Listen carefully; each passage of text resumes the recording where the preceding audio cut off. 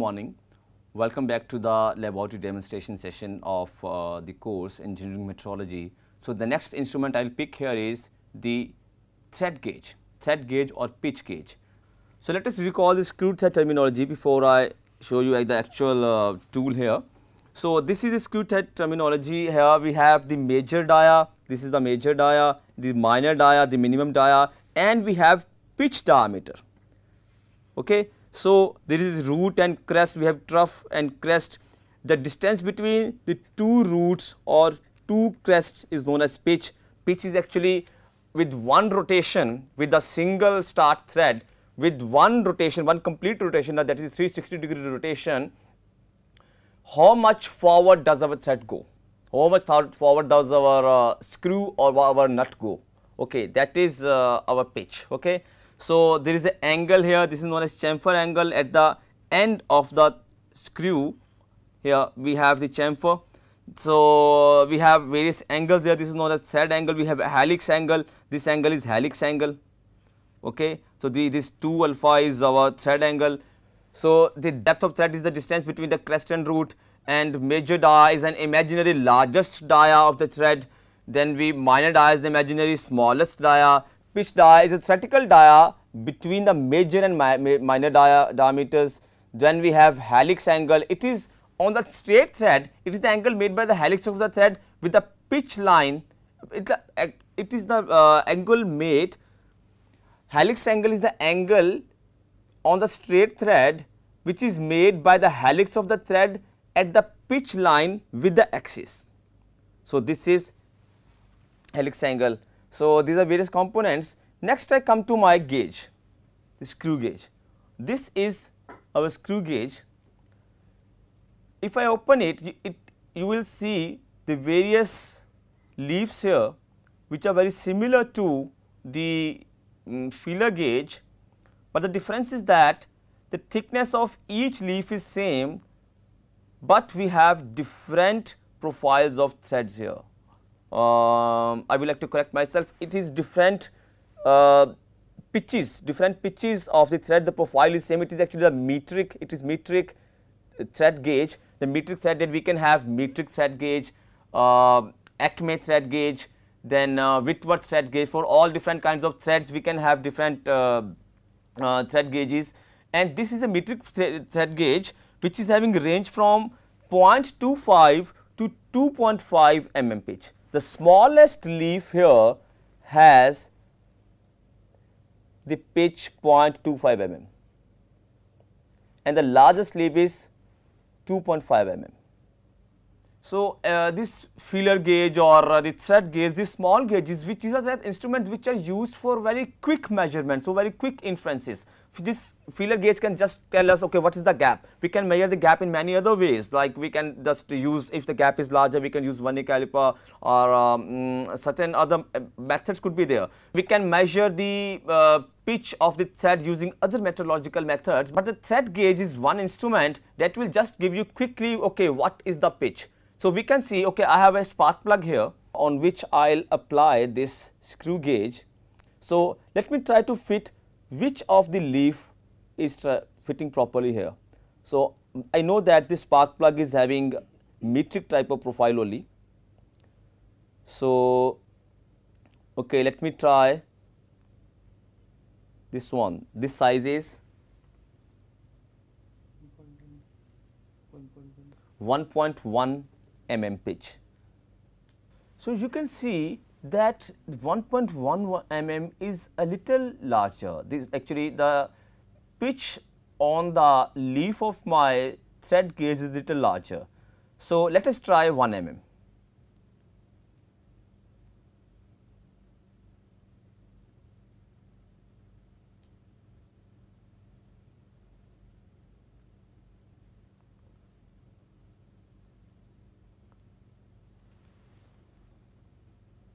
It looks like a good fit, it is fitting properly. To confirm it, we will use the rule of go and no go gauges. So, I think it is 1 mm, the pitch of this the screw of the spark plug is 1 mm only. I will confirm it by using 0.9 mm also.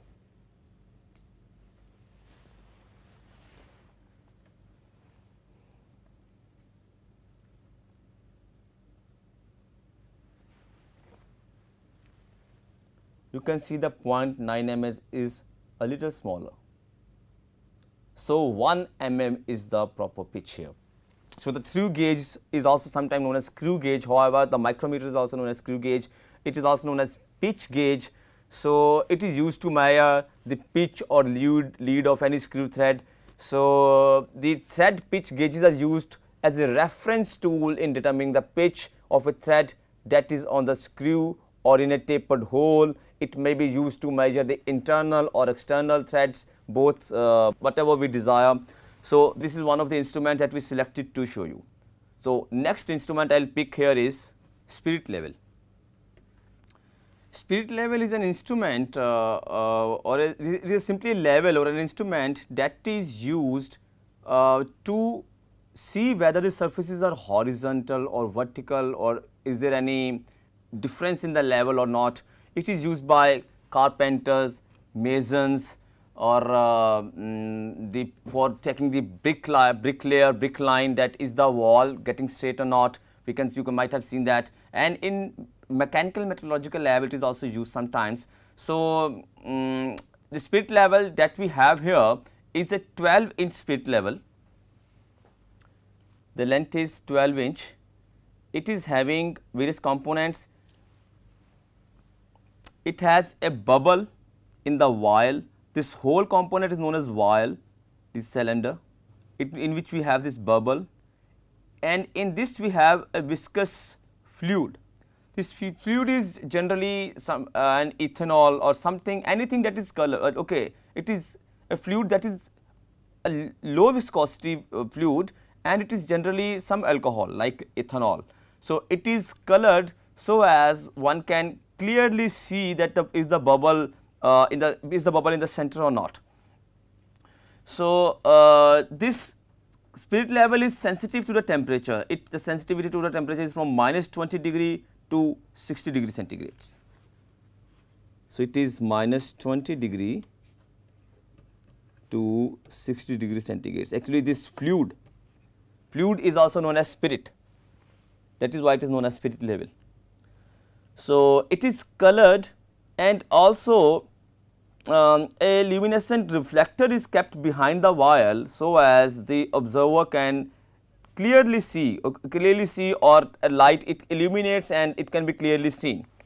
So the spirit level has a small principle in its operation. See, when we move it, you can see the bubble is changing its position, and also there are two vials for the vertical level as well.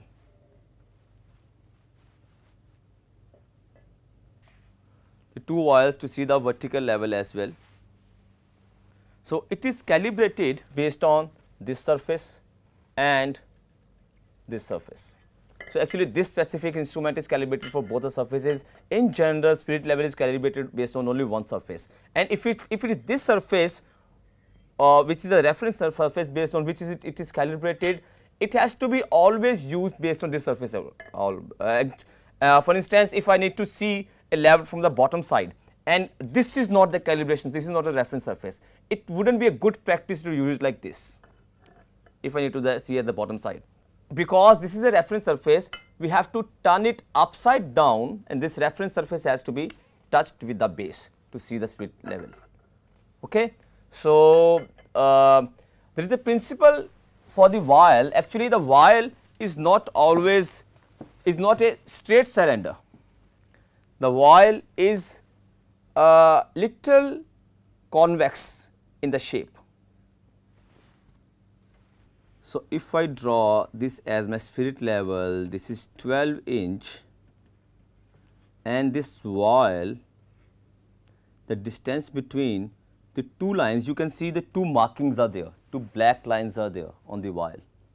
You can see closely that there are two black lines. Okay, the bubble has to remain within these black lines. There doesn't have to be any parallax error. So let me make it very parallel to the camera. Okay, now you can see the bubble is exactly in the two lines. Okay. So because of the parallax error, it was it looked like that, okay, it is not aligned properly, okay, it looked like that it is aligned on little this side, this direction, okay, but if I make it parallel to the camera or straight perpendicular to the camera, it is touching properly. That means the surface plate is properly grounded, or not properly grounded, it is actually straight or parallel to the ground. So, these markings are generally from 2 to 10 mm. Now, the vial is not a straight cylinder like this. There are markings here and there is a bubble here. If it is a straight cylinder, you know, if it tilts like this on this, the bubble wouldn't find a space to stay here. It would just keep on moving here and there. So, the shape of the vial is something like this. It is a kind of an oval shape, and the bubble would always try to find the stable space. So, when you move it up and down, not up and down, when you tilt it actually at some angle, the bubble would change its position, but when it is at a level, when it is parallel, bubble will stay at this position. However, it is not sure if it had been a straight cylinder, it wouldn't be sure it would stay here or wherever it could go. There are two markings here. So, the larger is the radius, means the bubble can move more easily and reacts to the smaller movement sensitivity, more sensitivity. You can take it through as a reference to the cylinders. You know, if this is a center point, so this is a center point and this is a circle here. So, let me say this another circle, this another circle here. So, larger this radius, the more sensitive is the spirit level. So, I can explain this using the principle of the spirit level here.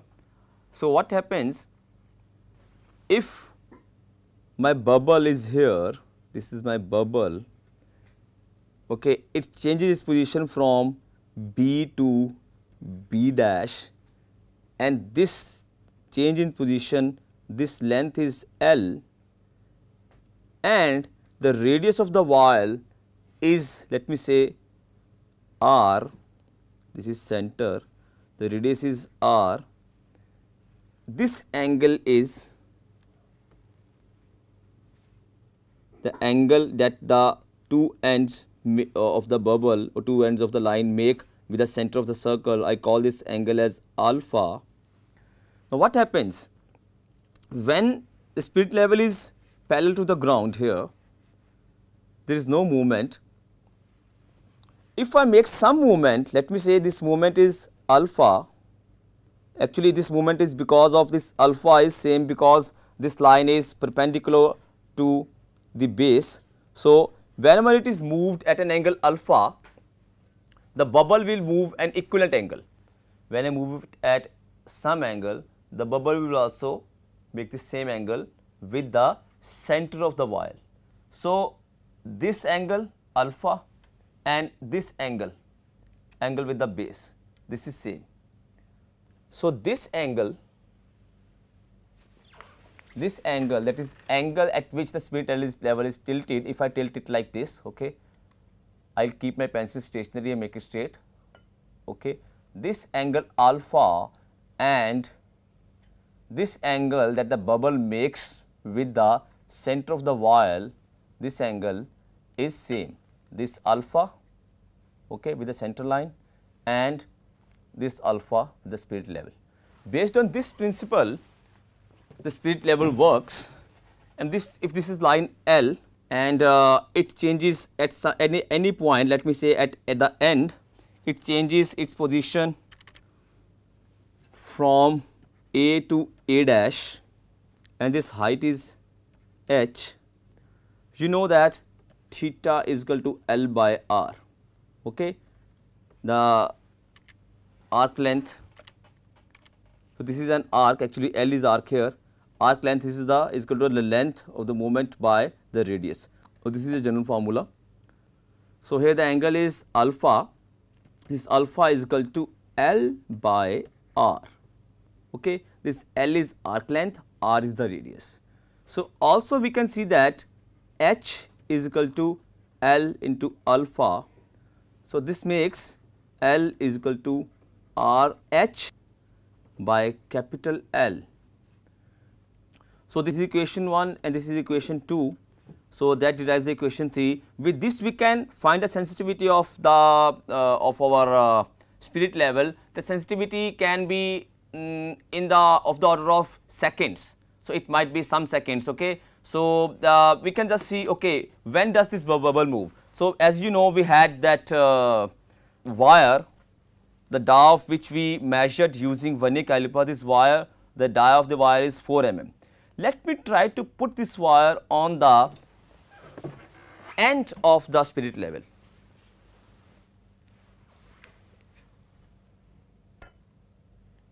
So, it is put at the extreme end. So, do you find any movement in the bubble? So, has the bubble crossed the marking? Yes, it has crossed. So, that means this 4 mm is quite a large height to quite a large length to make it move. So, the sensitivity is that at what point, at what movement does the bubble starts moving. So, you know, if I do make a small movement like this, I make a very small movement, it is not moving, it is not marking the line. So, I can check it using the feeler gauge as well. So, this was the feeler gauge. We had various dimensions there, it is 5 to 80, 5 by 100 to 80 by 100. So, the finest leaf here is 5 by 100. So, let me try to put this 5 by 100 leaf here at the end. Do you find the movement in the bubble? There is no movement. That is 5 by 100 mm, it does not move. So, let me try to increase the thickness, this one, okay. So, this length I have put another leaf here, this is actually 25 by 100, this is 0.25, it is still not moving, okay. I will take it off. So, let me try to put this, the thickest leaf, the coarsest leaf here, which is of the order of 80 by 100, 80 by 100 is 0.8, 80 by 100, okay, the coarsest leaf. Do you find any movement in the bubble? Yes, the bubble has touched, or it is trying to cross the line here, it is trying to cross the line here. So, that means 0.8 is not acceptable and 0.25 is acceptable. Let me try to pick some, I am just doing hit and trial method, let me try to pick 0.5, 0.5 is, okay, let me try to pick 0.5, 0.5 is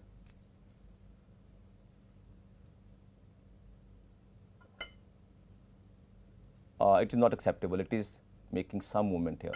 So, let me try to pick 0.3 here, it is acceptable I suppose. So, 0.3 acceptable, 0.3 sorry 0.3, 0.3 okay, 0.3 acceptable, 0.5 not acceptable, 0.4 leaf we do not have here. So, we can find okay 0.3 mm, this movement, this is length of h actually, you know, I am moving it up and down this height, okay, 0.3 mm is acceptable and 0.5 mm is not acceptable. So, I can take an average 0.4 mm, okay, then h is equal to 0.4 mm, this length L is equal to 12 inches, which is equal to 300 mm. Okay. Alpha value we haven't calculated. Okay, we can calculate alpha using the equation number 2. We can calculate alpha is equal to h by L. Now, this is 0.4 by 300, which is equal to 0.00133 radians. Okay. So, this much radians, and this is alpha. Okay. The value of r, that is the center, the curvature of the vial. This is the curvature of the vial. When it meets the center point that it meets, this varies. So the radius of curvature, if this is the vial, this is the curved surface of the vial, the radius of curvature, this r value that is given here, this varies from 30 to 10,000 mm. Sometimes the curvature is not, sometimes it can be certain hundreds of meters as well. Okay. I have just put it here 10 meters. Okay. In generally it varies like this. Okay. So, we can calculate the sensitivity, okay, by moving 0.4 or by 0.4 mm of movement, it is the angle that is covered is 0.00133 radians. Okay. So, for 1 mm, movement, the angle would be 0.0133 by 0.4. This would be equal to 0.0032. So, this can be a kind of sensitivity of this instrument. Okay. However, this is not the exact calculation, we have just made a hit and trial method. So, this sensitivity of the instrument can be calculated using this relation or this principle. So, this is the spirit level. Another precautions or guidelines for the spirit level is that whenever we need to use the spirit level, we can check the level in this direction, and also we turn it 180 degree to check if the position of the bubble changes. So, this will tell us that is the spirit this instrument properly calibrated or not. Okay. This was one thing. Second thing I have taught you, I have always said that if this is the reference surface, we cannot use this surface from the bottom. Okay. It has to be like this. So, we have to see that it is between the lines properly. So, these are certain precautions we can. So, it can be used to mark lines, vertical lines, using this proper vertical lines, okay, vertical markings, and sometime a few vials in the spirit levels are also at 45 degree here. Sometimes the vials are also at 45 degree here. So, this 45 degree angle would let us to mark the 45 degree angle directly. So, this is the use of the spirit level. So, this was the discussion about the spirit level, that is one of the instruments that we discussed. So, I will take a break here and we will meet in the next part of the laboratory demonstration, where I will discuss another instrument. Thank you.